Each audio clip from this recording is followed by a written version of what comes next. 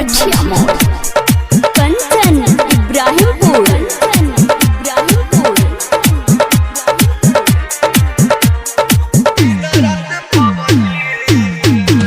तोहके भूले खातिर लबदी रे खेल दिन रात पबजी रे तोहके भूले खातिर लबदी रे खेल दिन रात पबजी रे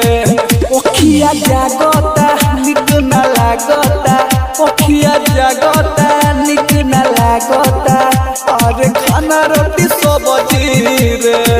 तोहके भूले खातिर लबदी रे खेल दिन रात पबजी रे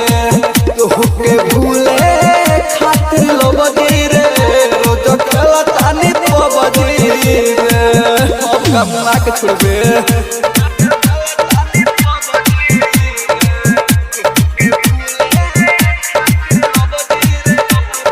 कंचन इब्राहिमपुर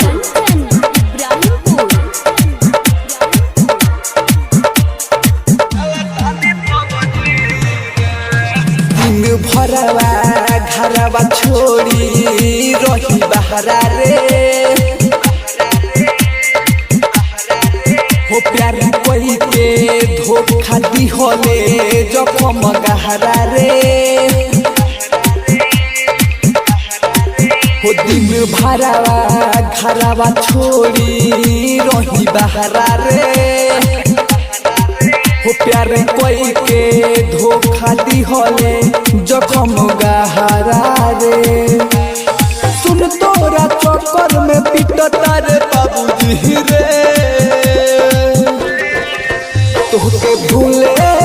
खातिर लबदी रे खेल दिन रात पबजी रे तोहके भूले खातिर लबदी रे खेल दिन रात पबजी रे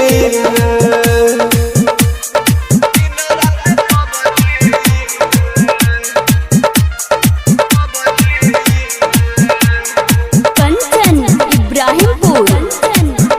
मिक्स भाग पल्लवी रिकॉर्डिंग स्टूडियो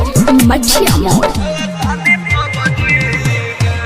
देह तो खुश सुननी बारे परमोद के संगवा रे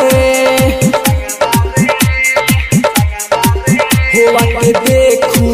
रोज पीले बिसकिया रमावा रे होते तो खुश सुननी बारे परमोद के संगवा रे होवा के देखू रोज पीले बिसकिया रामा